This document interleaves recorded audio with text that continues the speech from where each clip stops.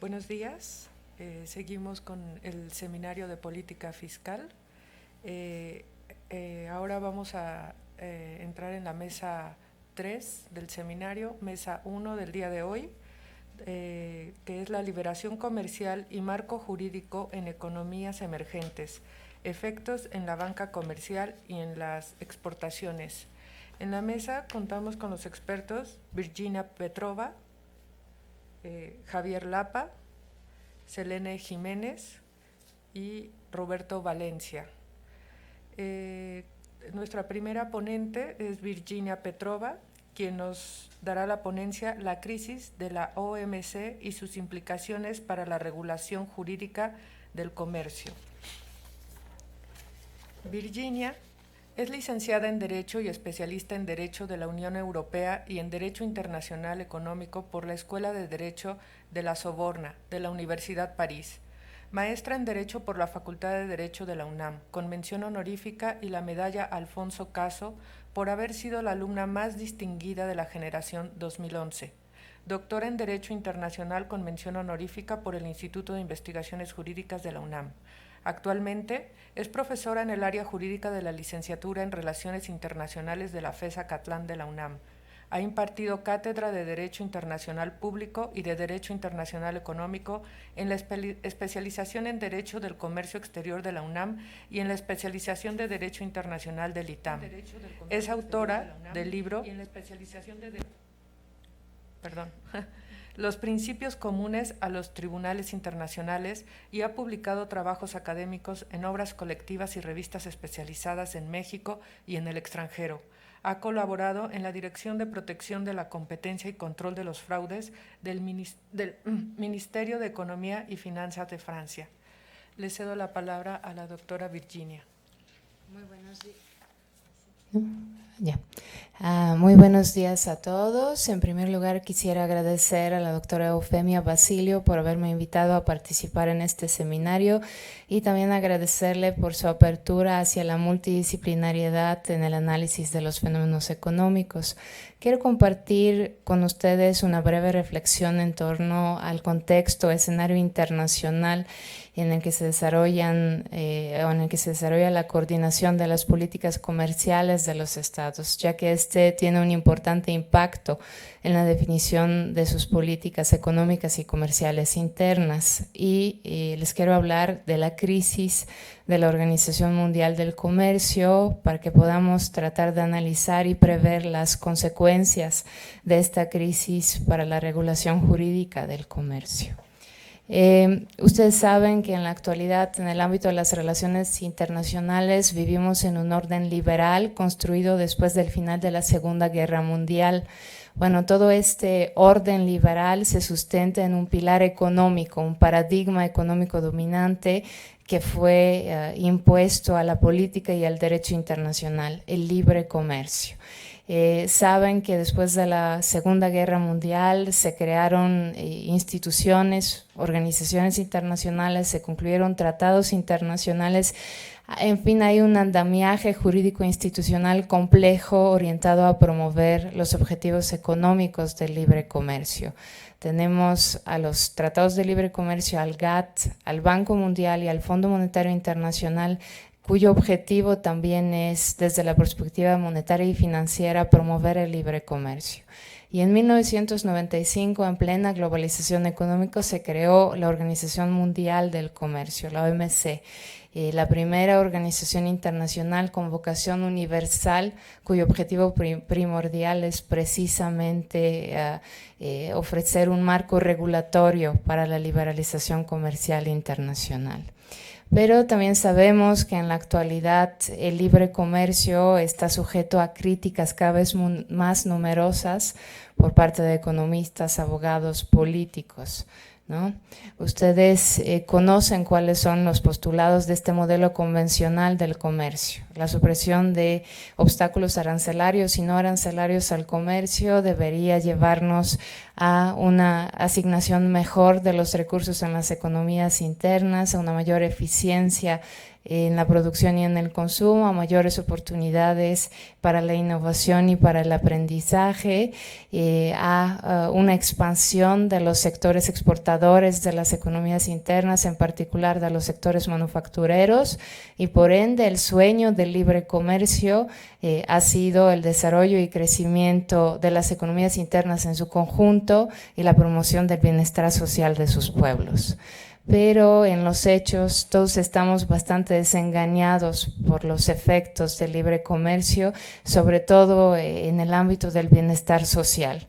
Si bien el libre comercio ha promovido una expansión sin precedente del comercio internacional, no ha logrado promover el desarrollo económico de todos los países, ni mucho menos el bienestar social de los pueblos. Parece que el libre comercio en el ámbito de la política internacional ha creado una lógica de ganadores y perdedores, ¿no? Ganadores entre los propios países que participan en el comercio internacional y ganadores y perdedores en el ámbito interno de los estados, entre los sectores de sus poblaciones, ¿no? Sabemos que los trabajadores no cualificados en los países en vía de desarrollo han sido particularmente lastimados por la delocalización de las actividades productivas. No ha sido posible convencer políticamente a un trabajador estadounidense que gana $19 por hora, que tiene que competir con un trabajador mexicano que gana $20 por todo el día. Entonces hay una crisis social generada por este modelo de libre comercio. También los trabajadores en los propios países en vía de desarrollo se consideran explotados por los bajos salarios, pero solo ellos garantizan la competitividad de las exportaciones de los países en vía de desarrollo.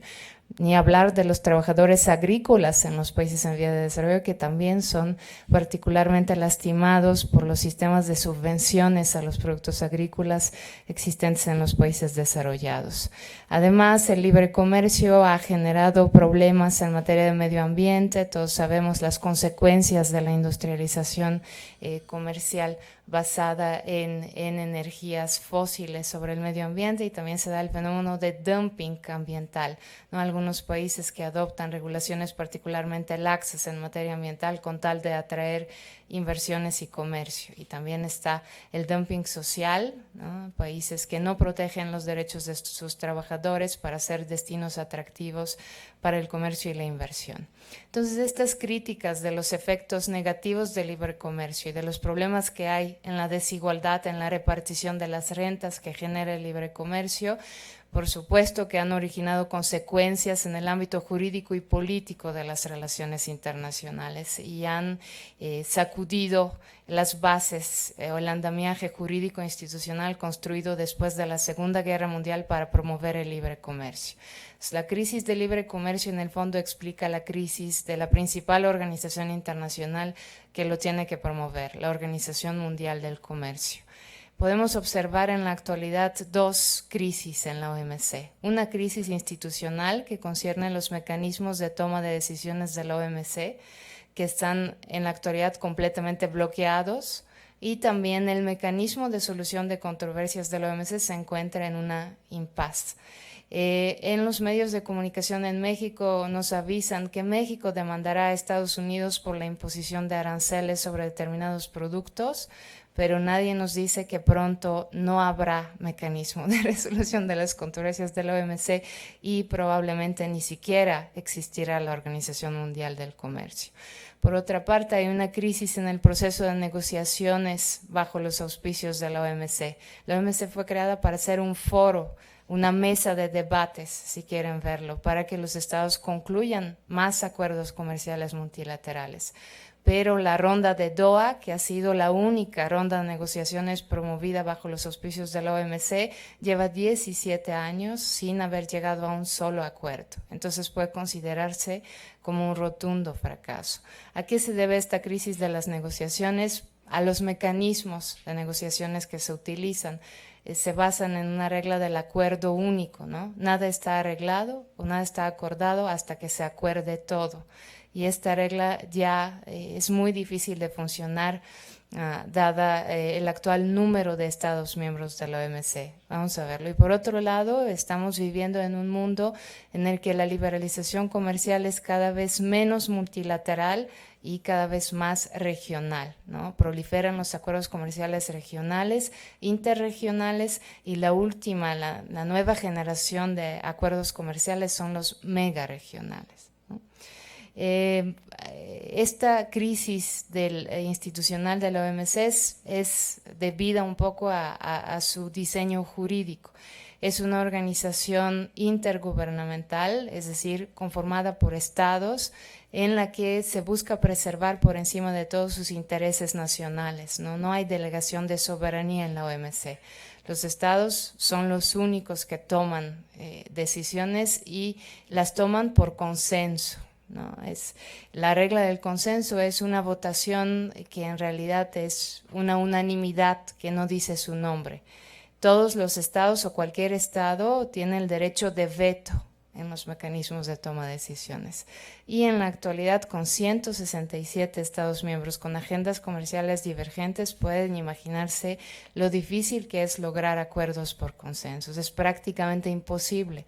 Además, la OMC era liderada por la famosa cuatrilateral, Estados Unidos, la Unión Europea, Japón y Canadá. En la actualidad, esta alianza política, económica, estratégica es cada vez más contestada, ¿no? Tiene un rival en los países en vía de desarrollo que contestan este liderazgo, y principalmente los BRICS. No es de sorprendernos que el actual director general de la OMC es Ricardo Azevedo y es un brasileño. Entonces hay una reconformación de las alianzas económicas de todo tipo en el ámbito de las relaciones internacionales. Este es el mapa de la membresía en la OMC, ya son 167 estados miembros, es prácticamente la misma membresía que la ONU, ¿no? Que es otra gran organización internacional. Por otro lado, el contexto general de las relaciones económicas internacionales se inserta en una crisis del multilateralismo como mecanismo de cooperación. Asistimos al regreso del proteccionismo en el ámbito económico, del nacionalismo en el ámbito político, y todo esto nos lleva hacia cada vez más tendencias de los estados a optar por el unilateralismo en el ámbito de las relaciones internacionales. Hay nuevas voces que no están tomadas bien en cuenta por los actores tradicionales de las relaciones internacionales, que son estados. Y ustedes saben que en materia económica hay otros actores que muchas veces tienen más poder económico que los estados. Piensen solo en las empresas multinacionales. Por otro lado, hay un declive en el poderío político y económico de Estados Unidos, ¿no? El orden liberal de la posguerra se sustentaba en el imperialismo y en la hegemonía de Estados Unidos. En la actualidad vivimos en un mundo multipolar, en el que la hegemonía de Estados Unidos es cada vez más contestada, y asistimos al auge de China como segunda potencia en la actualidad y probable primera potencia en un futuro muy cercano. Aún el campeón del multilateralismo, que era la Unión Europea, ha sido muy lastimada por el fenómeno del Brexit. Okay. Por otro lado, la política exterior del presidente Trump ha tenido también serios impactos en la crisis de la OMC. El presidente Trump se ha atacado al mecanismo de solución de las controversias de la OMC. Considera a la OMC como un fracaso, como disaster, para utilizar sus propios términos, como un desastre que no favorece a los intereses comerciales de Estados Unidos y que tiene que ser reformada para acomodar mejor estos intereses. Y donde más impacto ha tenido esta política exterior ha sido en el mecanismo de solución de controversias. Se considera que este mecanismo se ha vuelto demasiado poderoso y condiciona demasiado a Estados Unidos en su margen de maniobra o en su libertad para definir sus políticas comerciales, que en la actualidad sabemos tienen un tinte cada vez más proteccionista. Entonces, ¿cómo se ha atacado? Pues de la manera más simple. Ha bloqueado los mecanismos de nominación de árbitros o jueces en la OMC. Aquí pueden ver un mapa, ¿no? En 2016 teníamos 7 miembros de la OMC y cada miembro saliente no ha sido reemplazado por el veto de Estados Unidos y probablemente en diciembre de 2019 anunciaremos la muerte del órgano de apelación o del mecanismo de solución de controversias de la OMC, todo corto. Ok, el fracaso de la ronda de Doha, ¿por qué ha fracasado? La manzana de la discordia siempre ha sido la agricultura. Ustedes saben, ¿no? Lo complejo que es el tema de la agricultura para las relaciones comerciales entre países desarrollados y países en vía de desarrollo. Por otra parte, también dos terceros de los miembros de la OMC son países en vía de desarrollo y solo un tercio de los miembros son países desarrollados. El problema es que no existe una definición en el derecho de la OMC de qué es un país en vía de desarrollo. Es un poco una cualidad autoproclamada o autoadjudicada y sabemos que es imposible en la actualidad tratar de la misma manera a China y a Burkina Faso, pero los dos son países en vía de desarrollo en la OMC y los dos tienen derecho a un trato especial y diferenciado. Entonces, los países desarrollados tienen muy pocos incentivos a ofrecer concesiones comerciales a países en vía de desarrollo cuando algunos de sus sectores internos son más competitivos que los suyos, ¿no? Muchos países en vía de desarrollo que son tales en la OMC, en la realidad se han enriquecido mucho desde la creación de la OMC. Hay algunas cuestiones de técnica jurídica, ¿no? Les decía, el acuerdo único no puede funcionar también por la gran membresía de la OMC.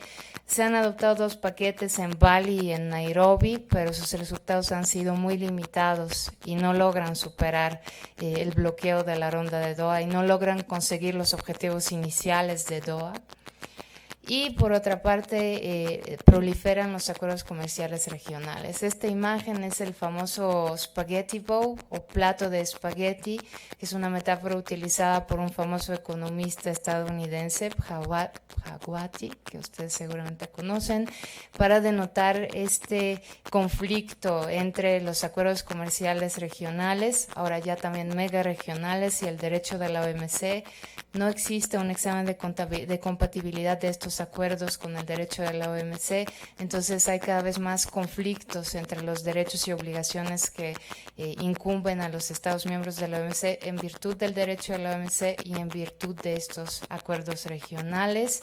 Y estos acuerdos regionales no está el eterno debate de si refuerzan el multilateralismo o si hacen que este multilateralismo fracase más, ¿no? Porque crean más efectos de desviación que de creación de comercio y se convierten en fortalezas comerciales.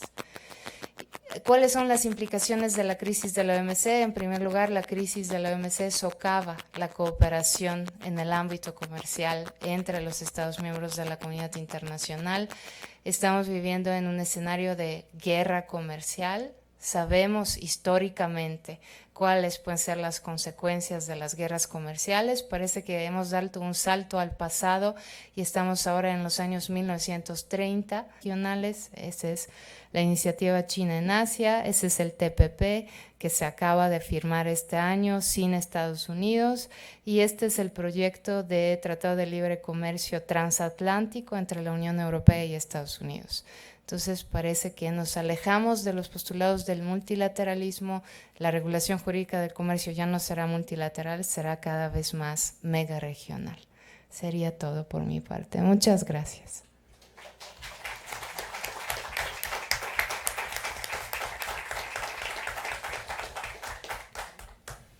Muchísimas gracias, doctora Virginia.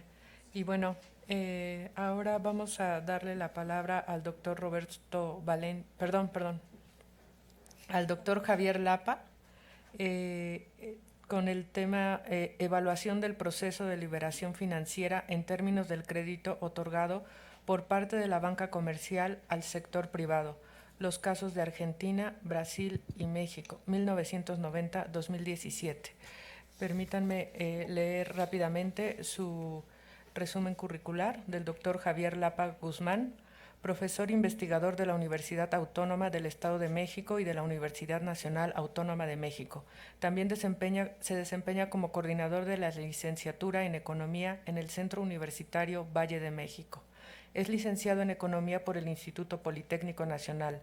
Cursó estudios de maestría en Economía Aplicada y de doctorado en Economía Financiera en la Universidad Nacional Autónoma de México. Sus líneas de investigación se relacionan con tópicos de economía financiera y problemas de crecimiento y desarrollo económico.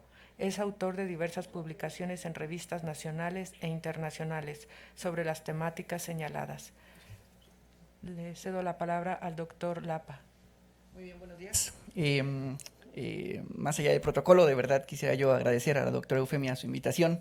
Es un gusto y me hace sentir muy orgulloso el poder estar en este evento con profesores a los que admiro y respeto mucho.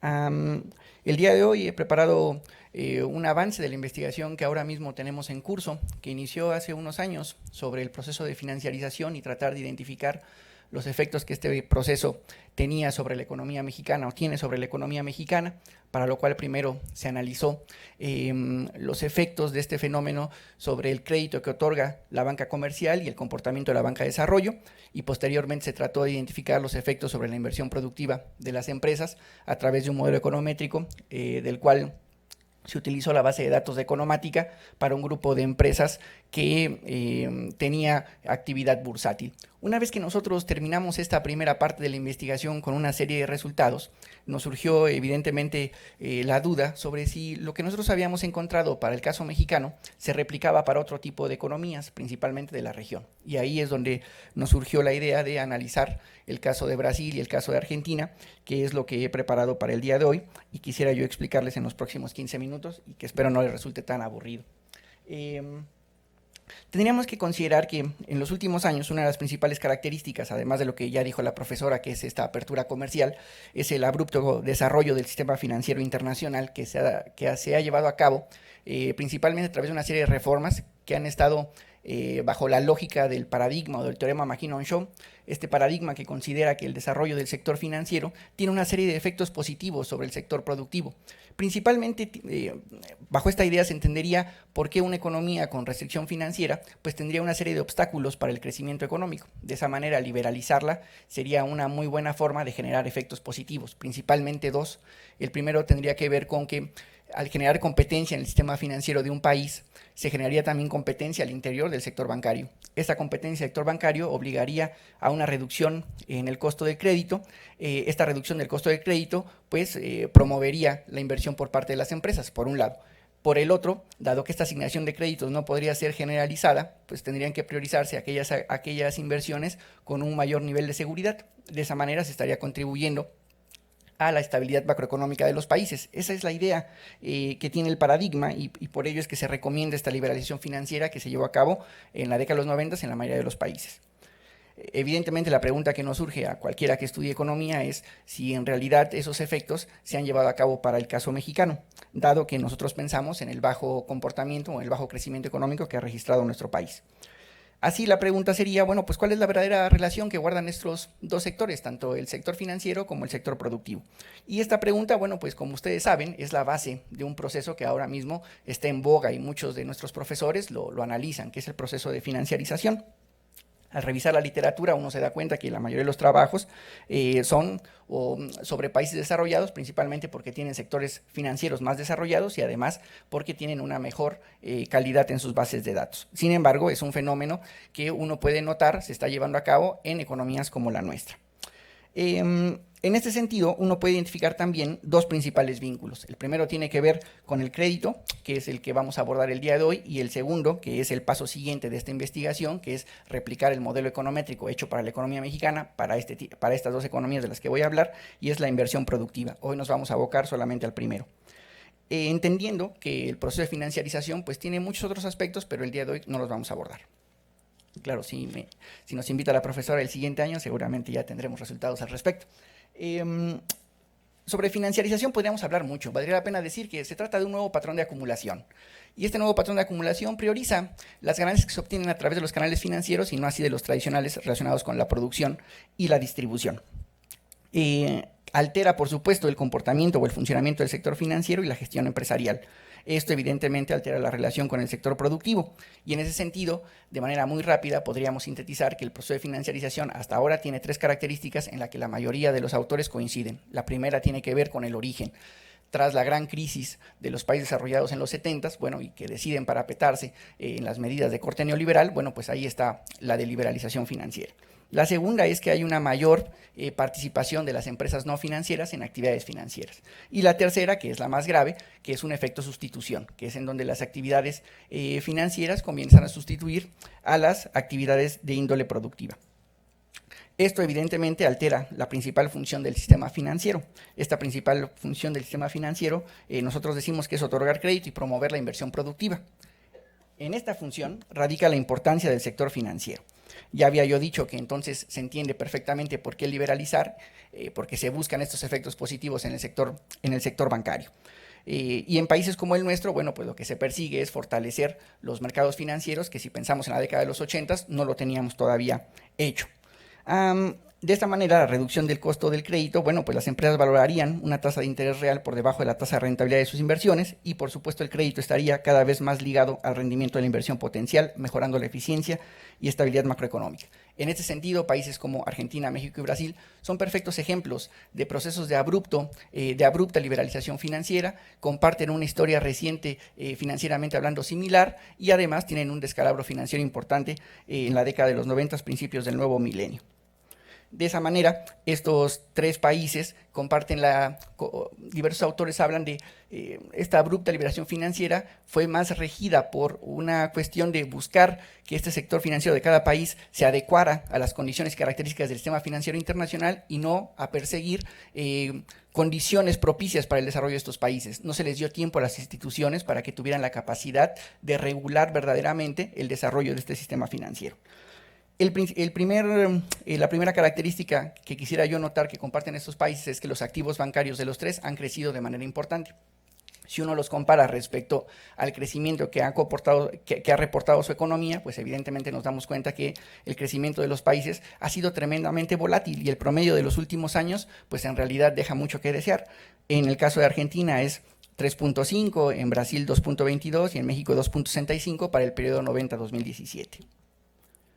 El incremento de los activos bancarios al que acabo de referir nos podría pensar que el sector bancario debería fortalecerse y al fortalecerse lo que se esperaría es que se otorgaran una mayor cantidad de créditos al sector productivo. Sin embargo, si uno analiza la estructura del financiamiento al sector privado no financiero, uno identifica de manera inmediata que el financiamiento que proviene de la banca comercial presenta una disminución importante, pasando del 63.88 a 37.43, mientras que la banca de desarrollo se esperaría, bajo la lógica que tenemos de financiamiento en este país, que su participación disminuyera, pero no así la de la banca comercial.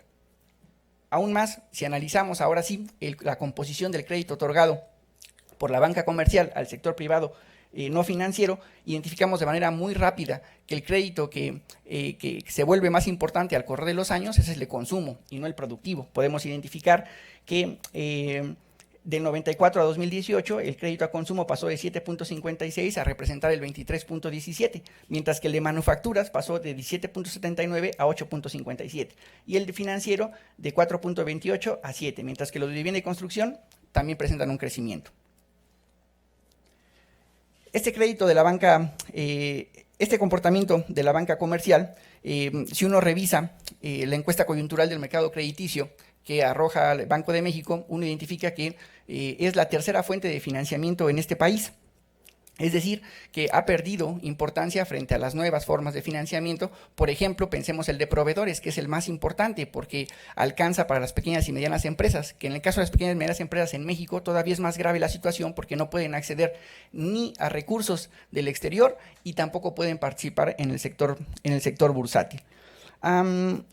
Si revisamos las causas de esto, que sería tema de otro trabajo, pues podríamos identificar, por ejemplo, en esa misma encuesta a la que me refiero, el 47.3% de las empresas consideran que la principal razón por la que ni siquiera se acercan a pedir un crédito es las elevadas tasas de interés. Yo acababa de decir que justamente lo que se esperaba con la liberalización financiera y uno de los efectos sobre el sector bancario sería esta reducción en las tasas de interés. Y en el caso de las pymes, como dije, el caso es peor, 54.8, mientras que en las grandes empresas es menor, 42.4, pero aún así es alto, solo que estas grandes empresas, por sus propias características, pueden participar en otro tipo de cuestiones para obtener financiamiento. De esta manera, en el caso mexicano, se ha confabulado una doble restricción. Primero, una negativa por parte de las empresas a pedir crédito porque la tasa de interés es elevada, y la otra es una limitada oferta de la banca de crédito que ha priorizado otro tipo de créditos como el consumo. Sin embargo, cuando uno analiza la rentabilidad que ha reportado la banca comercial en México, pues se da cuenta que no es mala. Si nosotros analizamos los dos principales indicadores de rentabilidad, el que es sobre activos y el de sobre capital invertido, nos daremos cuenta que en el caso de México pasó de 0.52 a 1.58 y el segundo de 7.59 a 15.18. Si analizamos esto que acabo de decir para el caso argentino, vemos cuestiones similares, que no siempre podemos comprobar de la misma manera porque los datos no siempre nos ayudan.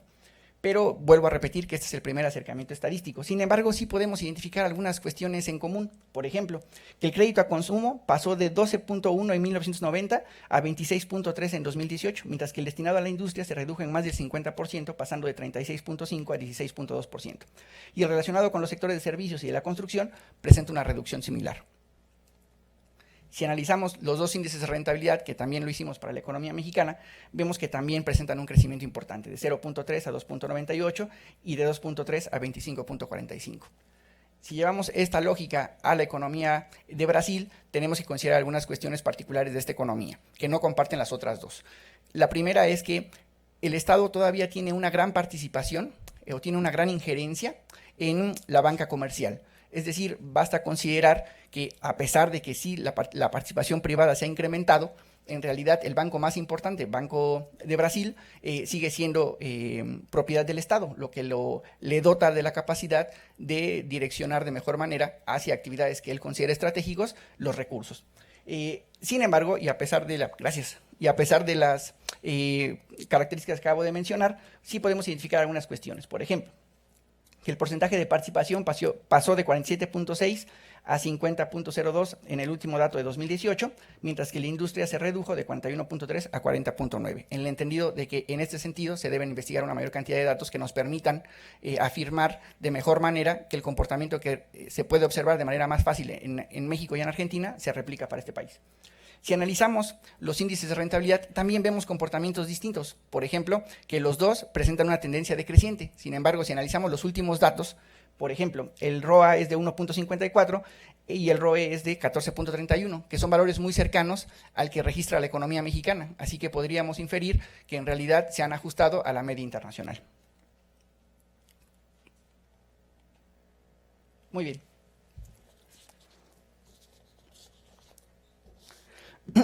De esta manera podríamos comentar algunas cuestiones de manera muy rápida. La primera tendría que ver que los procesos de liberación financiera no han generado en su totalidad los efectos que se habían esperado y han contribuido a configurar sectores financieros disfuncionales que restringen los créditos al sector productivo y por ende la inversión de largo plazo. Si centramos nuestra atención en el crédito que otorga la banca comercial, pues nos damos cuenta de manera muy sencilla que los sectores más favorecidos han sido relacionados con el consumo y los servicios y no los de índole industrial. Situación, como dije, se agrava en el caso de las pequeñas y medianas empresas. Mientras que las fuentes de financiamiento no bancario pues han tomado mayor importancia. Por ejemplo, los recursos provenientes del exterior, la emisión de instrumentos de deuda interna y el crédito de proveedores. Ya había dicho que las pequeñas y medianas empresas solamente pueden participar para el último de este tipo de recursos. Los dos primeros pues están prácticamente son única opción para las de mayor tamaño.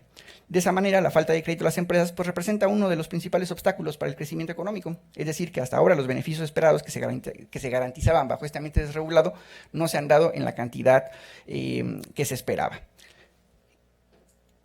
Y evidentemente, aunque no se cuestiona la importancia que tiene la relación entre sectores para el desarrollo y crecimiento de una economía, la fragilidad de las instituciones financieras y la inestabilidad macroeconómica que son características de estos países, obliga a reflexionar sobre la necesidad de algunas medidas que logren ajustar la dinámica bancaria a los intereses de crecimiento y desarrollo económico. En ese sentido, consideramos que es necesario fortalecer los lazos entre ambos sectores a través de una serie de medidas. Por ejemplo, reactivar la función crediticia de la banca, recuperar la capacidad de canalizar el crédito hacia actividades estratégicas, y ahí el papel de la banca de desarrollo sería tremendamente importante. Monitorear también las actividades industriales para mejorar la eficiencia de la inversión de largo plazo, y por supuesto promover una mayor participación en el mercado bursátil, que ahora está solamente restringido a grandes empresas y en realidad no ha logrado configurarse como una verdadera opción de financiamiento para la mayoría de las empresas mexicanas, y en ese sentido pues basta mirar el número de empresas que participan en nuestro mercado bursátil. En ese sentido, bueno, esa sería todo por mi participación. Espero no haberlos aburrido mucho y muchas gracias de verdad.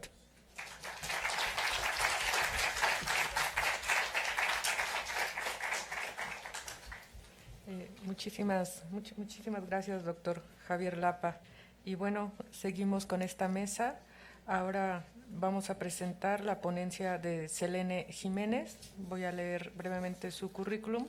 La doctora Selene Jiménez Bautista es doctora en Economía por la UNAM, actual profesora de tiempo completo del Centro Universitario Nezahualcóyotl de la Universidad Autónoma del Estado de México, así como candidato al Sistema Nacional de Investigadores del CONACYT.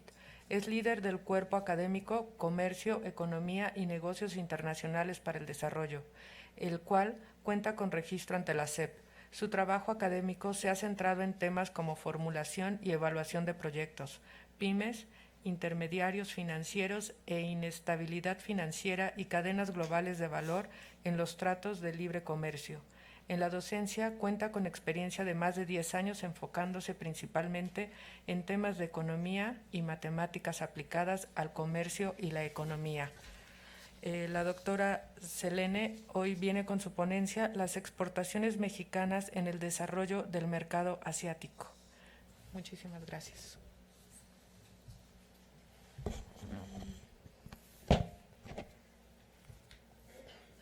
¿Me podría permitir el apuntado?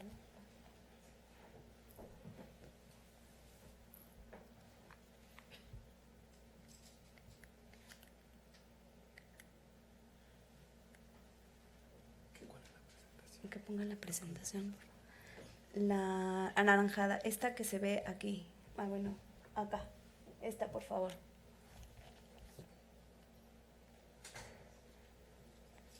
Bueno, en lo que empieza la presentación, muy buenos días. Doy las gracias a la doctora Eufemia Basilio que nos invita a este seminario y también agradezco la presencia de todos ustedes. Bien, este trabajo lo hemos estado desarrollando en el cuerpo académico desde hace algún tiempo y bueno, creo que tiene muchos puntos en común con lo que expuso la doctora Petrova, entonces vamos a hacer un poquito mucho más fluido esta situación. Bien, hablando de justamente cuál es el objetivo de la investigación en este sentido, es localizar qué productos permitirían desarrollar en países de Asia el mercado de las principales exportaciones mexicanas. Es decir, no estoy trabajando con todas, sino las 20 primeras exportaciones de México. En este contexto nos ubicamos justamente en las cadenas globales de valor, que es uno de los temas que se ha estado manejando en las últimas fechas sobre justamente el cambio de sistema productivo que se tuvo del sistema fordista al sistema toyotista de producción, en el cual justamente las cadenas de valor se desintegran a lo largo de todo el mundo, buscando justamente la eficiencia y maximizar la ganancia de cada una de las empresas. De esta forma tenemos polos de desarrollo en diferentes partes del mundo y en cada una de ellas se exige que sea la mejor ganancia posible. Es decir, buscamos los menores costos, pero siempre encajando con sistemas de calidad para que en el otro proceso que se hace por lo regular en otro país sea a cero errores la producción. Este modelo justamente surge en la industria de Toyota, en la automotriz, y es un modelo japonés. Y se han establecido a lo largo de todo el mundo cadenas globales que son intraindustriales y también aquellas que son interindustriales.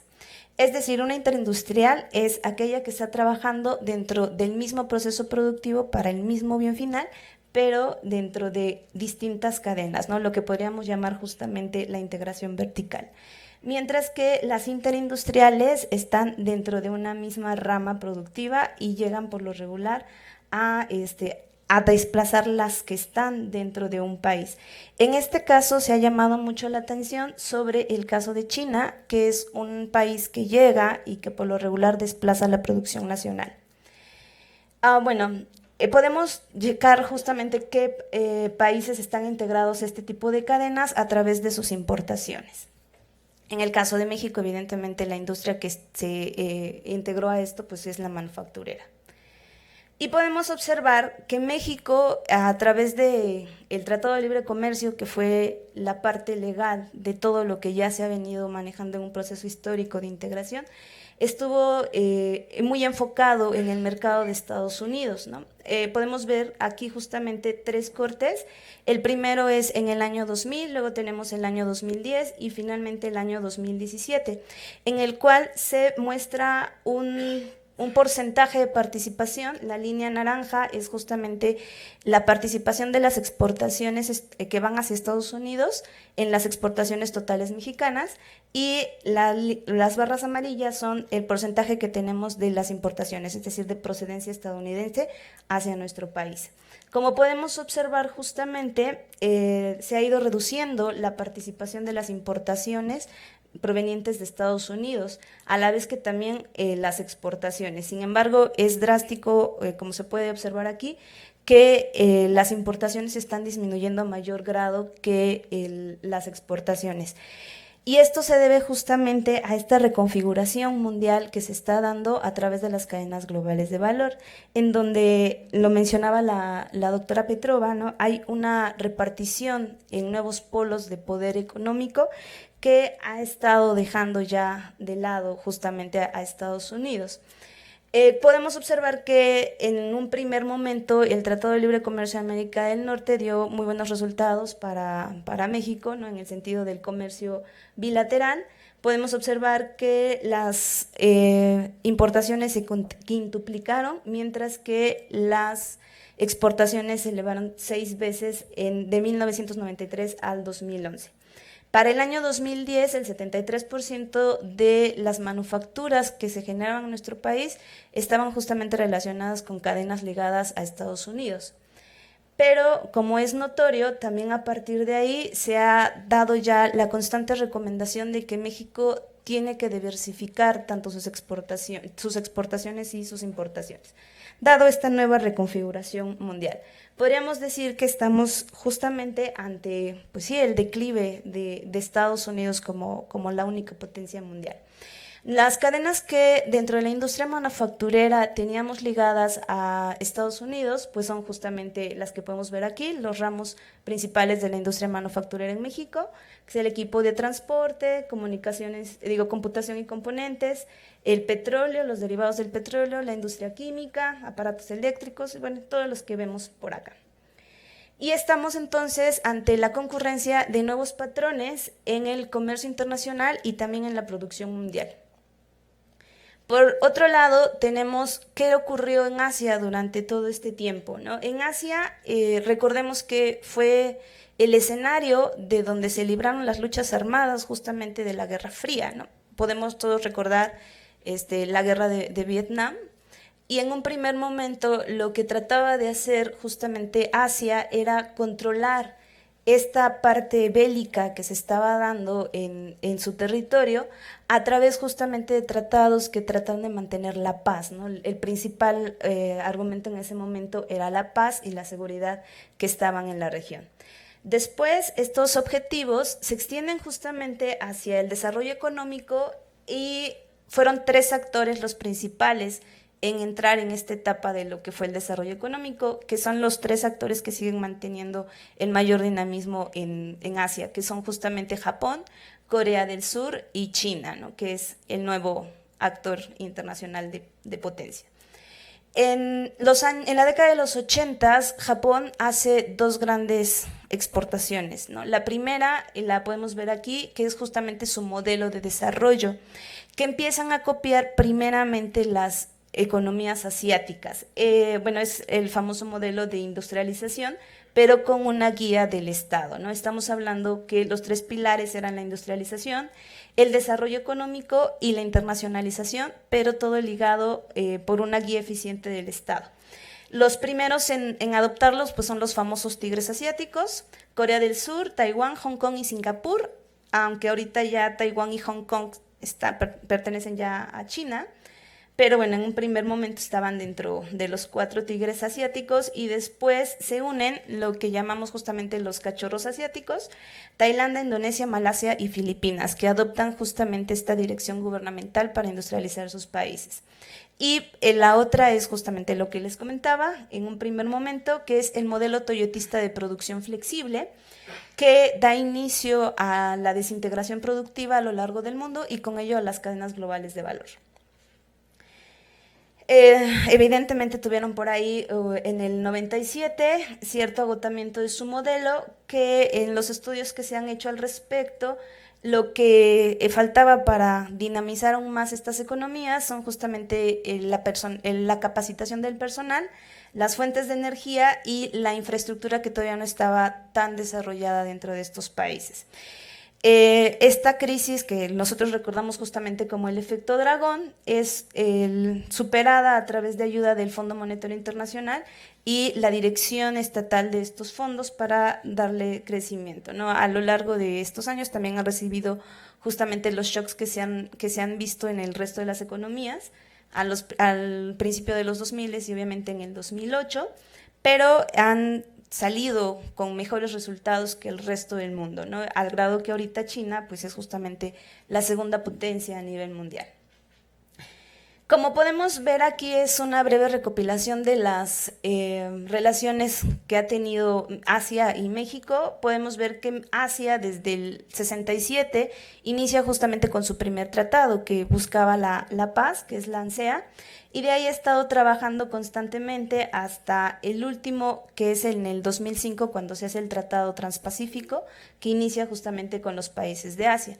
Nosotros podemos ver por el otro lado las relaciones que México ha tratado de mantener con Asia y podemos notar que hay ciertos cortes, ¿no? 88, 89, 93, y como en el 93 tuvimos el TLCAN, nos olvidamos de Asia, y regresamos hasta con ellos a ser un actor importante después de los 2000, ¿no? Y en el 2012, cuando ya ante la necesidad evidente de que las nuevas relaciones implican tratados con Asia, pues entramos justamente al Tratado Transpacífico. Lo han señalado ya en otros estudios, las relaciones diplomáticas con Asia han sido muy intermitentes. Sin embargo, la realidad económica y este modelo creciente nos obliga ya a voltear hacia Asia y relacionarnos con ellos. Podemos observar aquí desde el punto de vista de las exportaciones y las importaciones, cómo justamente la participación de las importaciones ha cambiado radicalmente, ¿no? De las provenientes de Asia, de tener más o menos 12% en el 2000, actualmente tenemos 35% de las importaciones que provienen del continente asiático. Y donde no hemos despegado justamente es en las exportaciones, ¿no? Teníamos un 1% en el 2000 y ahorita vamos en escaso 6.5%. Todavía nuestro principal destino sigue siendo Estados Unidos. Y por eso, bueno, vemos la necesidad de también desarrollar esta parte. Podemos ver aquí ya por mercados que las exportaciones que se dirigen a Asia pues van a China, a Japón, a India, a Corea del Sur principalmente, y bueno, también por aquí vemos a Singapur, Hong Kong y bueno, Taiwán, que ahorita ya como les comentaba también se cuentan dentro del mercado de China. Por el lado de las exportaciones podemos ver que nuestro mayor, las importaciones, nuestro principal proveedor desde el mercado asiático es China, ¿no? Lo cual resulta preocupante porque sabemos que el comportamiento de las importaciones chinas es destruir cadenas nacionales. Bueno, también tenemos a Japón, Corea del Sur nuevamente, Malasia y Taiwán. Como podemos ver acá en cuestión de comparar justamente el porcentaje de las exportaciones con el porcentaje de las importaciones, pues vemos que tenemos una pérdida total, ¿no? Con China, y los países que aparecen en verde son los que tomamos para este estudio, para buscar justamente el desarrollo de esos mercados. Como podemos observar aquí, algunas industrias ya están integradas a estos mercados, principalmente eléctricos, y la producción de eléctricos y electrónicos, los transportes, que son básicamente la industria automotriz, plásticos y cauchos, siderúrgica, equipo profesional científico, transportes y, bueno, los metálicos de uso doméstico son los que hasta el momento ya se han integrado a estos países.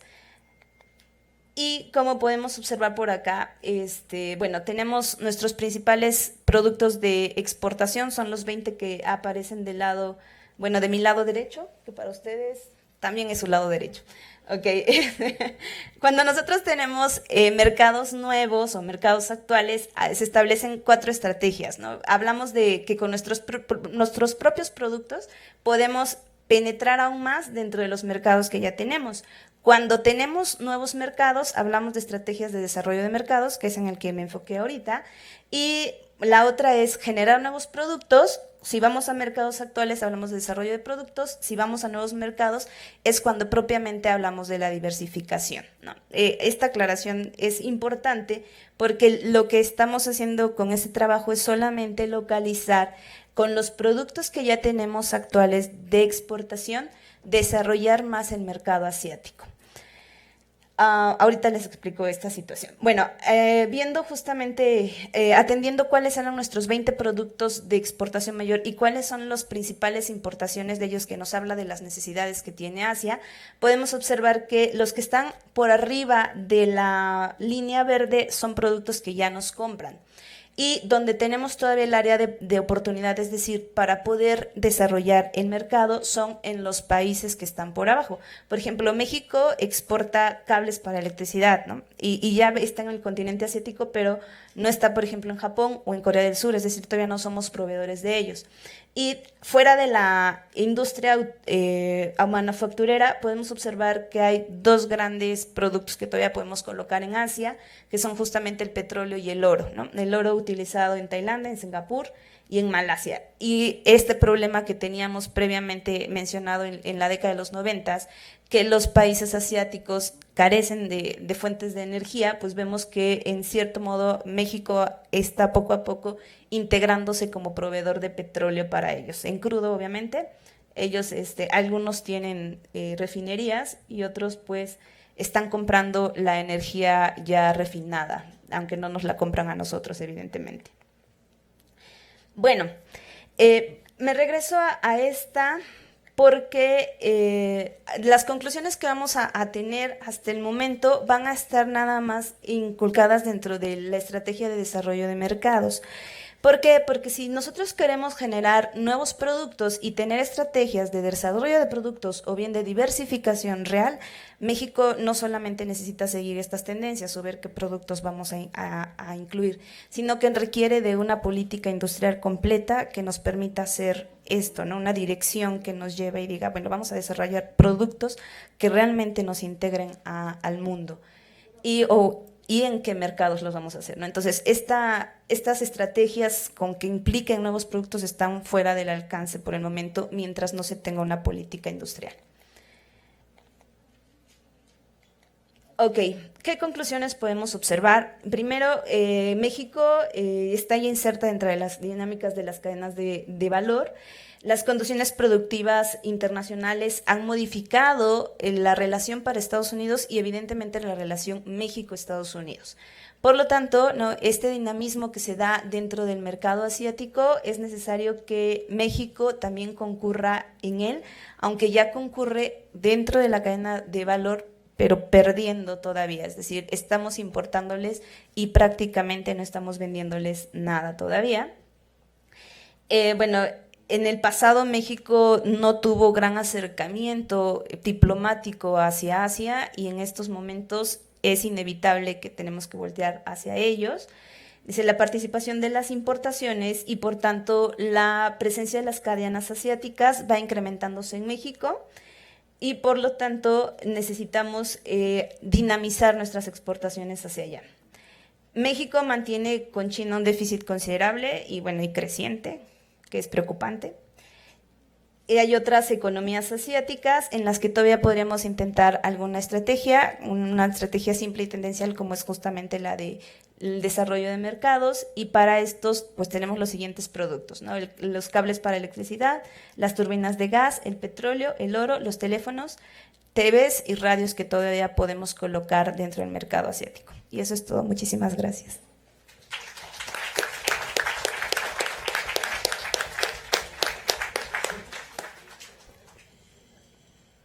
Muchísimas gracias, doctora Selene Jiménez. Vamos a continuar con el doctor Roberto, ahora sí, con el doctor Roberto Valencia Arriaga. Voy a leer su síntesis curricular. Roberto Valencia Arriaga es doctor en Economía por la UNAM y actualmente profesor de tiempo completo de la Facultad de Economía y tutor del posgrado en Economía de esta máxima casa de estudios. Es miembro SNI Nivel 1 como académico, fue profesor de tiempo completo de la Universidad Autónoma del Estado de México por 6 años, realizó una estancia de investigación en la Universidad de Barcelona, España, financiada por Banco Santander. Ha publicado trabajos en diferentes revistas nacionales e internacionales. De igual manera, ha colaborado en algunos capítulos del libro. Así también ha sido ponente en varios eventos académicos, tanto a nivel nacional como internacional. Sus líneas de investigación se centran en la política monetaria en México y el emprendimiento y pymes en México. Actualmente está a cargo del proyecto PAPIT, Metas de Inflación y su impacto en el ecosistema de negocios mexicano. El doctor Valencia nos dará la ponencia El crecimiento guiado por exportaciones y el régimen Metas de Inflación, la restricción externa e interna al crecimiento en México. Gracias.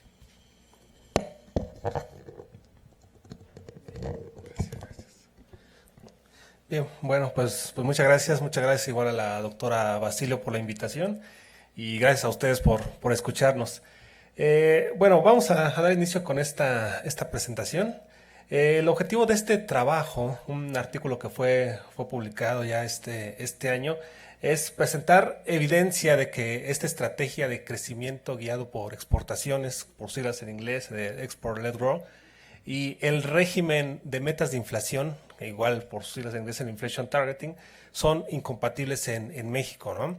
Después del contexto que ya han presentado mis compañeros, de que se da un importante cambio en México en la política económica a fines de los 80s, inicios de los 90s, viene esta nueva forma de cómo el país iba a intentar crecer, que era a partir de elevar sus exportaciones, tal cual como lo hicieron los tigres asiáticos, como ya lo presentaba la doctora Selene, y había también un compromiso importante por el lado financiero, que era desinflar a la economía. Después de la crisis de la deuda y de contar con tasas de inflación de 3 dígitos, era necesario acabar con ese problema y, bueno, presentar un nuevo escenario para efectos de poder ser más atractivos para las inversiones y el crecimiento. Las ideas entonces que vamos a desarrollar son las siguientes. El modelo de crecimiento liderado por exportaciones estuvo anclado bajo un tipo de cambio normalmente depreciado. Así se hizo con estos tigres asiáticos, tal cual muestran evidencia muchos autores que lo han comentado. Siempre tuvieron un tipo de cambio competitivo, lo cual hizo atractivas sus exportaciones en aquellos momentos, siendo uno de los motores importantes de crecimiento de Estados Unidos. El autor Thomas Paley habla que mismo Alemania fue pionero de esta estrategia después de que se hizo la reconstrucción, ¿no? Entonces, esa fue una característica importante, tener un tipo de cambio competitivo. Por otro lado, cuando hablamos del crecimiento guiado por exportaciones, nos encontramos lo que comenta Anthony Tirwell en el sentido de la restricción externa al crecimiento. Es decir, las economías tienen un punto donde pueden ya no crecer más. ¿Por qué? Porque este crecimiento lo que provoca es un aumento en las importaciones, lo cual a su vez pues tiene una restricción al crecimiento, ¿no? Entonces, la idea que vamos a presentar más o menos va por este tema. Por otro lado, vamos a tener también que el régimen de metas de inflación que se ha seguido en economías como la mexicana ha necesitado del salario real, de un salario real estancado. Como uno de los costos laborales principales, se ha necesitado que este salario se mantenga atado para efectos de no provocar presiones inflacionarias. Y de hecho, en su momento, pues se volvió también una ventaja competitiva para efectos de volver a las exportaciones atractivas. ¿Por qué? Porque aquí en México podían llegar empresas transnacionales, encontrar costos atractivos y por lo tanto utilizar al país como una muy buena plataforma de exportación. Entonces, de alguna manera, esto se vuelve atractivo para estas empresas y también se vuelve atractivo para el Banco de México, que es quien lleva la política monetaria, y poder lograr su objetivo, que es contener la inflación. Bueno, cuando se empezó con el tema del comercio, del tema del Telecán, cuando se empezaron estas renegociaciones, se hablaba, había una discusión importante sobre cuál iba a ser el efecto en los salarios. Había quien defendía que en México se iban a mantener los salarios bajos y que eso es lo que se iba a utilizar como ventaja competitiva. Y había quien defendía que los salarios iban a converger, tal cual como lo dicen las teorías tradicionales del comercio internacional. Y en esta gráfica que ven ustedes se explica más o menos cuál era la lógica del por qué es que se pensaba que los salarios iban a converger. Del lado izquierdo tienen ustedes el salario, digámoslo, para una economía nacional, economía local. Luego del lado derecho tienen ustedes medidos el salario de la economía extranjera. Del lado, en el lado de las abscisas vamos a encontrar el nivel de empleo, que de izquierda a derecha sería la cantidad de trabajadores que están en la economía nacional, y de derecha a izquierda la cantidad de trabajadores que están en la economía externa. Vamos a tener también una curva de productividad marginal del trabajo, marcada con asterisco. Aquí se las muestro. Es la productividad marginal del trabajo de la economía externa, y la otra sería la productividad marginal del trabajo de la economía nacional. Si nos ubicáramos en el punto L1, en C encontraríamos que hay un nivel de empleo dado, que podríamos pensar abundante, que hace que la productividad marginal del trabajo en la economía nacional sea baja, lo cual se traduce en un nivel de salario bajo también. Por el otro lado, en este también nivel L1, nos encontraríamos en B en el caso de la economía externa, donde con una productividad marginal del trabajo más alta, los salarios serían mayores en esa economía.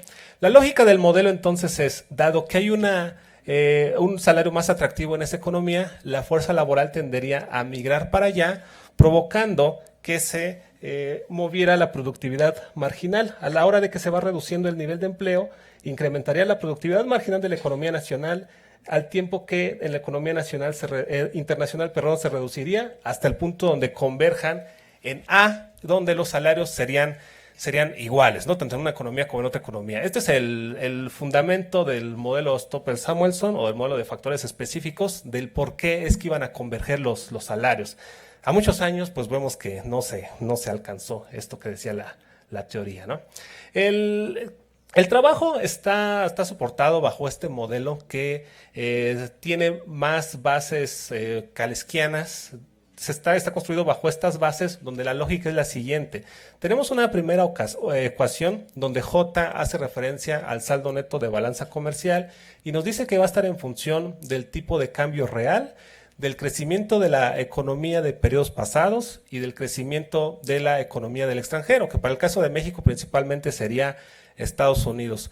Vamos a tener unas derivadas parciales, el saldo neto de balanza comercial respecto al tipo de cambio y respecto al ingreso de Estados Unidos sería mayor a cero. Es decir, la elasticidad de ingreso y la elasticidad precio serían positivas.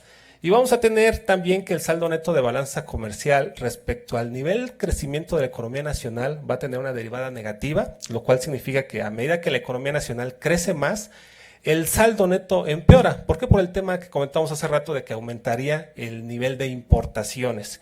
Y más abajo en la ecuación 1.1, lo que les estoy comentando es que la elasticidad precio, si bien es positiva, es menor a 1. Tiene sí un efecto favorable en la economía, pero quizá no tan grande como el que se esperaría. Al tiempo que la elasticidad de ingreso es muy cercana a la unidad. De esa manera, entonces, vamos a tener que el crecimiento va a depender de la evolución del tipo de cambio real, de la evolución de la economía en el extranjero, pero donde va a ser más dependiente del crecimiento del extranjero que de lo que se puede hacer con el tipo de cambio a nivel nacional. Luego tengo del lado derecho el mercado interno, donde estamos expresando el nivel de consumo en función de los salarios, tal cual como lo presentaría Kalecki. Si los asalariados gastan todo, entonces esto provocaría un efecto detonador en la economía, de modo tal que entre más salarios se paguen, habrá un mayor nivel de consumo y eso pues va a tener un efecto favorable para el crecimiento nacional. Y en la parte de abajo tendríamos un tema de efecto acelerador, donde la inversión va a estar en función del crecimiento económico del pasado.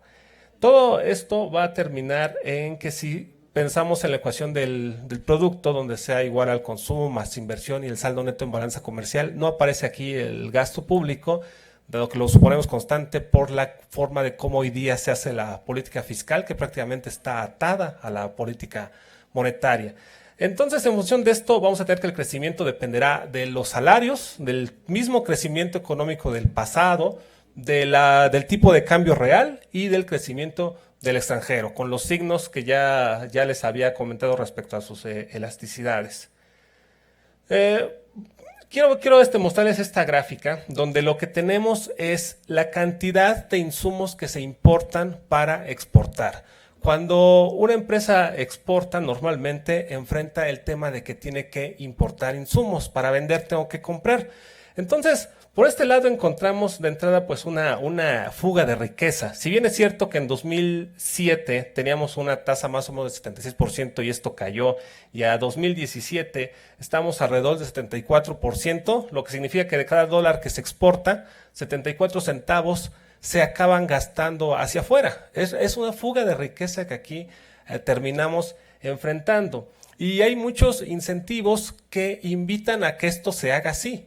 Uno de ellos es este programa IMEX, que es una de las políticas que se utiliza, bueno, más que políticas propiamente, es un programa a través del SAT, donde se invita a que todos los exportadores adquieran insumos del extranjero y el IVA que pagan por esos insumos lo pueden después solicitar como devolución. Tienes entonces aquí dos opciones. Si compras los insumos en el mercado local, tienes que pagar el IVA y este IVA ya no es recuperable de entrada. Pero si lo compras en el extranjero, puedes solicitar la devolución ese IVA. Entonces se encuentra aquí un incentivo de tener que importar, resulta más atractivo a realizar las compras aquí a nivel nacional. En este contexto pasa lo que ya les comentaba hace rato, que a partir de lo que nos muestra Pali, México se convirtió en una plataforma de exportación muy atractiva para empresas transnacionales, a diferencia de lo que hicieron los tigres asiáticos, quienes crearon toda una política de industrialización hacia adentro y que el Estado lideró esta estrategia para efectos de que la economía pudiera crecer con este modelo económico. El caso de México es muy distinto, diferente a cómo operaron ellos en su momento. Luego el tipo de cambio sí es cierto, puede volver atractivas las exportaciones cuando se deprecia, pero al mismo tiempo encarece vuelve atractivas las exportaciones, pero encarece las importaciones. Entonces aquí nos enfrentamos a otro conflicto que enfrenta la economía. Si se encarecen los insumos, eso acaba provocando presiones inflacionarias al interior. Y entonces tenemos que el tipo de cambio tiene que atender a dos fines. Es un solo instrumento que tiene dos objetivos. Por un lado, poder volver atractiva a la economía nacional por el lado de las exportaciones y por otro lado, ser un ancla para que no genere presiones inflacionarias. Entonces, es complicado poder atender a los dos temas. En ese sentido, los defensores del régimen de metas de inflación han sostenido, principalmente desde luego a través del Banco de México, que dado que los agentes han logrado anclar sus expectativas, cuando viene una depreciación del tipo de cambio, eso ya no se traduce de inmediato en las presiones inflacionarias. ¿Por qué? Porque ellos creen en la política del banco y saben que hay un choque temporal que en algún momento va a regresar a su meta de inflación. Eso es lo que ellos argumentan y fue para ellos bastante emotivo observar que la depreciación que vivimos desde el periodo de 2014 hasta hoy día, prácticamente antes de que cerraran las elecciones, no se había visto traducido todo eso en efecto inflacionario, al menos no en 2014, no en 2015 y no en 2016. Fue hasta el 2017 que empezó a ocurrir esta situación. Nosotros creemos que este traspaso ha disminuido, pero por otra situación. No va por el tema de las expectativas. Va más bien porque las empresas grandes saben que tenemos una economía interna contraída y que si incrementan los precios se puede entrar en una guerra de este tipo de precios. Así es que ellas pueden ser capaces de contener el alza en los precios dado que están adquiriendo todavía con costos pasados, tienen inventario, pueden vender todavía a estos costos pasados sin necesidad de que se vean afectadas sus ganancias. En el caso de las empresas de menor tamaño, quizá ellas no tienen esta capacidad para tener inventarios, pero ellas saben o prefieren más bien sacrificar ganancia, pero no perder volumen. Es mejor seguir en el mercado con una menor tasa de ganancia, pero seguir en el mercado. Entonces, el efecto del por qué la depreciación no se ha traducido en los precios o no se tradujo en algún momento es más esta razón, lejos del hecho de que los agentes hayan anclado sus expectativas. Al final del día, la depreciación se acaba reflejando en un aumento en precios, como ocurrió tarde o temprano. Eso es lo que terminamos viendo aquí. Bueno, voy a saltar un poquito esta diapositiva porque el tiempo se nos está terminando. Y me voy a este tema. Del lado del salario, encuentran ustedes en la línea azul el comportamiento del salario real por hora en México en la industria manufacturera. Y la otra línea, la punteada, es el comportamiento de la inflación. La correlación es muy alta, ¿no? Y sin duda alguna, la contención del incremento salarial ha sido una herramienta muy importante para efectos de mantener la inflación estable. Esta situación ha provocado que el mercado interno no pueda expandirse, que el mercado interno no pueda crecer. Si entonces no es posible crecer hacia adentro, lo que se está buscando es crecer hacia afuera, pero hacia allá afuera tenemos alguna restricción por el lado del tipo de cambio, de que no lo podemos volver competitivo, porque si lo haces así, generas presiones hacia adentro. Entonces, es complicado poder equilibrar una situación de este tipo, donde tienes pocos instrumentos para los objetivos que estás buscando.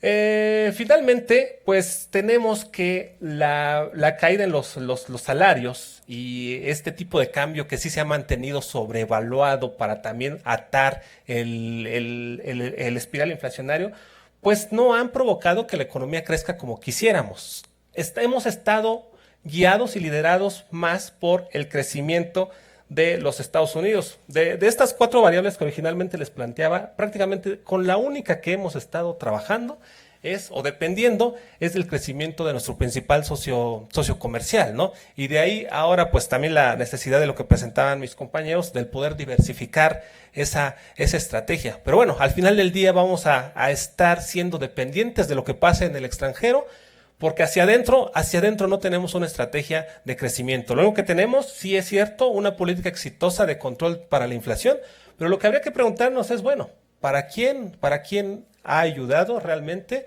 el contener la inflación?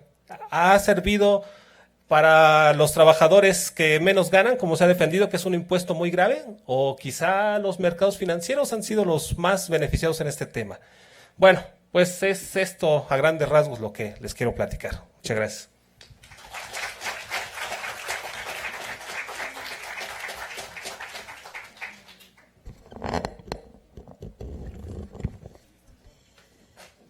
Quiero agradecer infinitamente a los ponentes que realizaron su ponencia en tiempo y en forma, respetando los 5 minutos.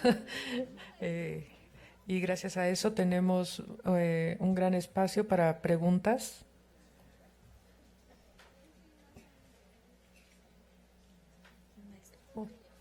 Por favor.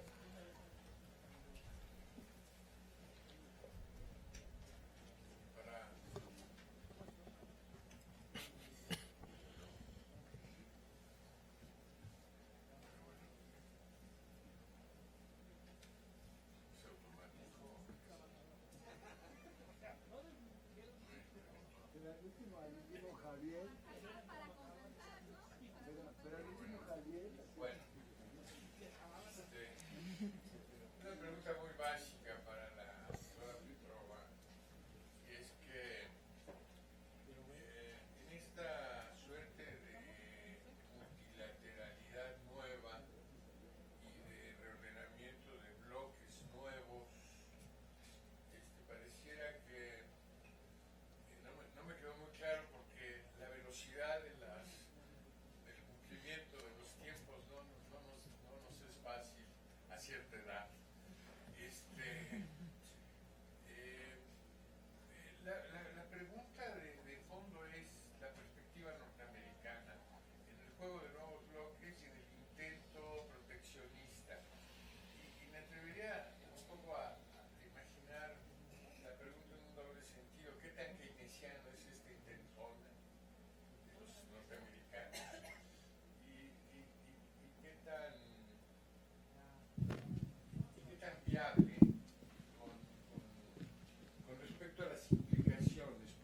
pasa por una guerra comercial el proceso, ¿no? Y lo vemos como antecedente de la Segunda Guerra Mundial.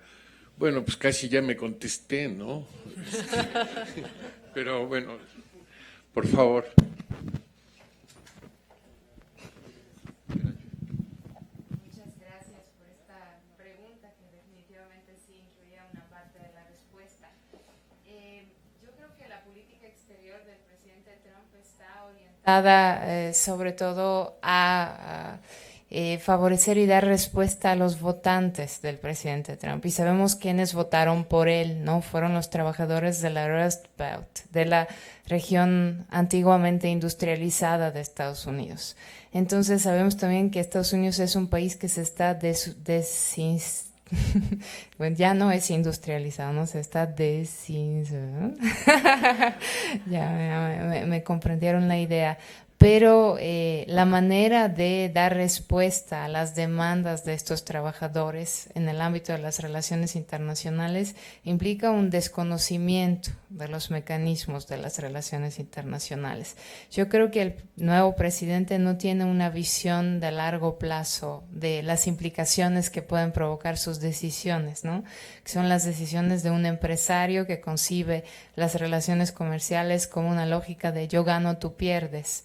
Pero así no es el mundo de las relaciones internacionales. No siempre en esta lógica habrá represalias. Ya estamos viendo, ¿no? Esta confrontación y ya China ya se pronunció. Entonces considero que sí, su actual política exterior en el ámbito comercial creará muchos más problemas para los propios trabajadores estadounidenses que los que está tratando de resolver, ¿no? Es una política en la que Estados Unidos desafortunadamente podrá resultar perdedor y lo sabemos de la historia económica, ¿no? O incluso podríamos pensar en algún otro escenario bélico en el ámbito de las relaciones internacionales, ¿no? Derivado de este unilateralismo de Estados Unidos y de atacar a sus propias criaturas, ¿no? Que la OMC es una criatura de Estados Unidos, entonces estamos ahora ante el creador atacando a su criatura.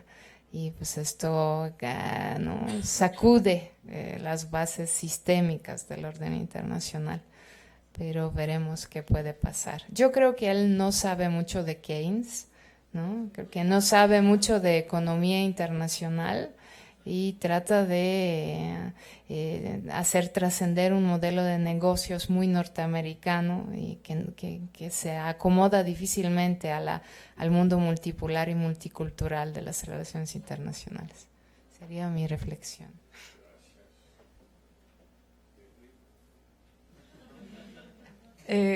Una pregunta allá arriba, por favor. Disculpen, es que sí necesitamos el micrófono porque estamos en transmisión.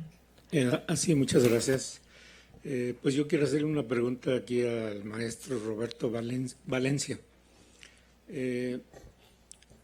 Si el modelo demuestra efectivamente que la contención de salarios no es un elemento para lograr el crecimiento, entonces ¿cuál sería la alternativa? Porque se sigue pensando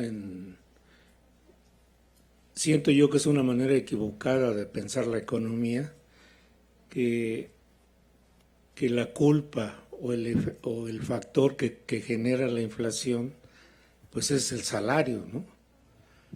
Inclusive ahora ya también se está pensando que finalmente los que tienen la culpa de la crisis inclusive pues también son los trabajadores, ¿no?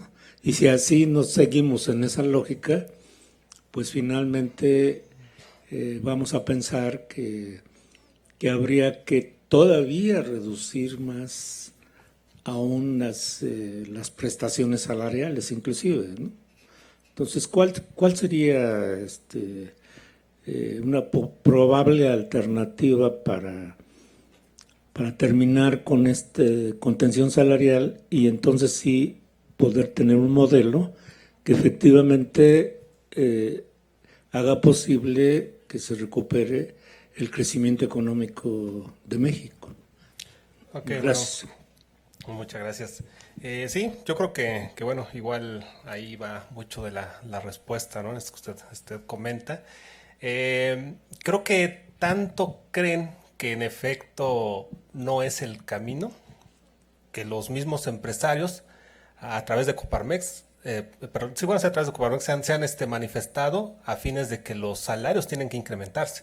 En el último gran incremento que se dio, el más grande de la historia, más de 10%, Banco de México decía que no tenía que incrementarse porque no habían las condiciones necesarias para hacer el aumento en el salario mínimo por el contexto que se vivía y porque eso podría generar presiones inflacionarias. Fue a iniciativa de los mismos empresarios que se realizó el aumento, ¿no? O sea, curiosamente. Entonces, los mismos empresarios entienden esa parte, ¿no? Y aunque seguramente tampoco ellos quizá saben mucho de Keynes, pero en su día a día entienden que si los trabajadores no tienen un buen sueldo, nadie les va a comprar. Y si ellos no venden, pues la economía no se va a mover. Si algo más o menos nos ha mantenido en movimiento ha sido el crédito al consumo, que por ahí nos mostraba datos ya, doctor. Pero bueno, es por ahí donde está el tema. La forma de cómo creo se puede salir adelante en esta contención del crecimiento económico a nivel nacional, ese es el camino. Porque se han generado muchas políticas de apoyo a la inversión. Hay una política aquí, creo, interesante, que es los apoyos que se dan a las pymes o a las empresas en general. Muchos créditos que se llegan a dar incluso a fondo perdido, digo entre comillas a fondo perdido porque es recurso de los impuestos. Hay un costo de oportunidad ahí importante.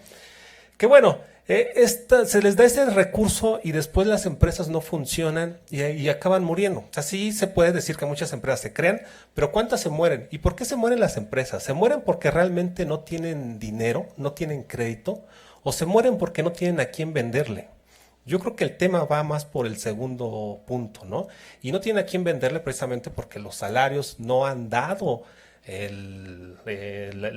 no tienen el suficiente potencial como para poder sostener la dinámica del mercado interno.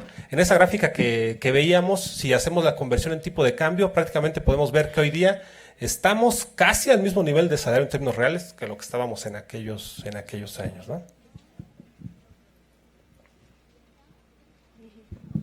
Bueno, ahí también para él la pregunta sería, entonces, ¿qué piensas tú de determinar, dado que es estratégico el tipo de cambio, de que se defina un tipo de cambio real con, así como se define por parte del Banco de México, la inflación de puntos, un tipo de cambio real es más o menos establecido competitivo, digamos? Si es estratégico, ¿por qué no dar esa señal de esa variable? Y la otra sería, ¿cuál es el problema realmente? Que no aumenten los salarios, o que no quieran aumentarlos, digamos, o que el Banco de México necesita forzosamente mantener ese nivel de demanda para lograr su 3 más menos 1. ¿Qué es primero entonces? Ok, bueno. Porque eso de que los empresarios sí quieren aumentar, pero habría que ver cuál es lo fundamental, el 3 más menos 1 o el aumento de salarios. Ok.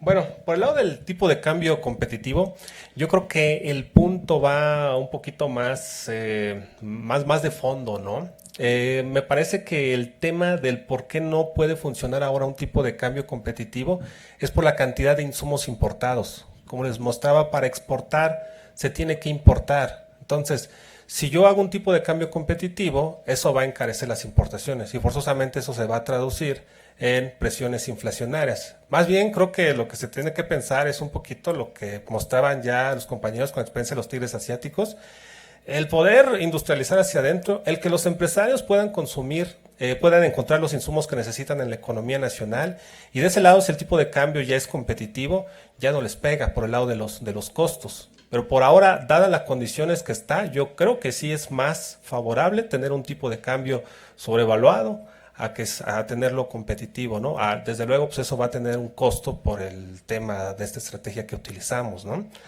Luego, por el tema del salario, bueno, ¿qué es más importante? Pues desde luego tenemos que ver quién hace la política, ¿no? Y si en este caso vemos ¿quién es el que tiene el mayor peso en la política económica? Es el Banco Central. Prácticamente todas las políticas convergen en la monetaria, con la idea de lograr el objetivo del 3%. Todo está destinado hacia allá.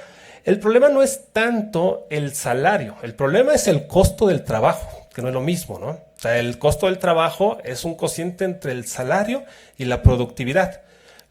Salió apenas una nota con un experto de la industria automotriz, donde decía que era posible realizar estos incrementos salariales sin que se vean alterados los costos. ¿Por qué? Pues porque la productividad ha dado los niveles tales como para que pueda incrementarse el salario y que eso no se vea reflejado en el costo. Entonces, me parece, desde mi perspectiva, que el tema está más bien ahí en confundir el concepto, ¿no? Si son los salarios propiamente o es el costo del trabajo, que si revisamos un poquito estadísticas generales, los salarios no han crecido a nivel de la productividad, lo cual pues sí ha provocado que el costo del trabajo disminuya y que es una manera también de cómo aumenta la ganancia, ¿no? Digamos, los empresarios.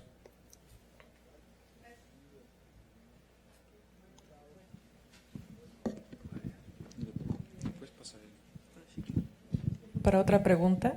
Este es para Una más. es para la doctora Selene. Usted planteaba sobre la industrialización del país, ¿no? Tal como lo planteaba también Previch. Ahorita con la nueva administración se plantea sobre la creación de refinerías. Pero ¿qué tan viable es esto? O sea, ¿no sería mejor, igual como lo planteaba Mariana Mazzucato, sobre un estado emprendedor en el cual, no sé, poder crear una forma diferente de crear pues energía, ya sea con, pues no sé, con paneles solares o de otra forma diferente, o sea, para que sea más viable como a largo plazo, ya no como una refinería, ya sino innovar ese mercado?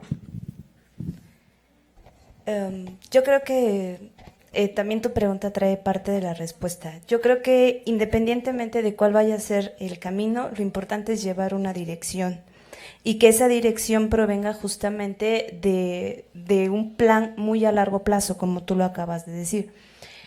A largo plazo, si nosotros indagamos un poco más en las cuestiones del desarrollo sustentable, evidentemente vamos a llegar justamente a las energías renovables, que es buscar justamente paneles solares, la energía eólica, buscar los biocombustibles y todo este tipo de situaciones. Sin embargo, hay que ver dos cosas, y una cosa es lo que se genera en la política y otra cosa sería lo conveniente para poder tener un desarrollo a largo plazo. Si nosotros hablamos de que Andrés Manuel también tiene que responderle a sus votantes, lo más evidente o lo más inmediato va a ser construir este tipo de cosas, ¿no? Y bueno, que ya se le han hecho muchísimas críticas al respecto de que dijeron vamos a construir 2 refinerías y ahorita vamos a construir una y chiquita, ¿no? Entonces, de ese pequeño, ¿no? Y algunas modificaciones. ¿Por qué? Porque lo que tiene que hacer primeramente es responder a la cuota política que esto le generó. A largo plazo definitivamente es mejor buscar las energías renovables para poder generar un crecimiento sostenido. Y bueno, yo creo que acá, retroalimentando justamente con lo que dice el doctor Valencia, es primero hay que fijarnos cómo podemos hacer en lo inmediato para poder despegar esto, ¿no? Y yo creo que a la vista de todos está justamente que la fortaleza que tenemos que atacar ahorita, sin duda alguna, es el mercado interno. Y posteriormente, más bien no casi al mismo tiempo, pero prolongado en el tiempo, tener una política industrial que nos desarrolle en todos los sentidos, ¿no? No solamente viendo la política salarial, que también es política social, sino también viendo justamente a futuro con este tipo de un desarrollo sustentable a lo largo, y que sí, definitivamente México debe buscar pues su industrialización como se buscó por allá de los 40, pero bajo el nuevo contexto que es generar encadenamientos productivos a lo largo del mundo. Muchas gracias. Gracias. Bueno, pues nuestros ponentes andarán por aquí por si tienen alguna pregunta. Por ahora damos por concluida la mesa 1 y los invitamos a que se queden porque a continuación tenemos la mesa 2, coordinación de políticas para el crecimiento y desarrollo económico en América Latina, efectos en la distribución del ingreso, la educación y los salarios. Demos un aplauso a nuestros ponentes.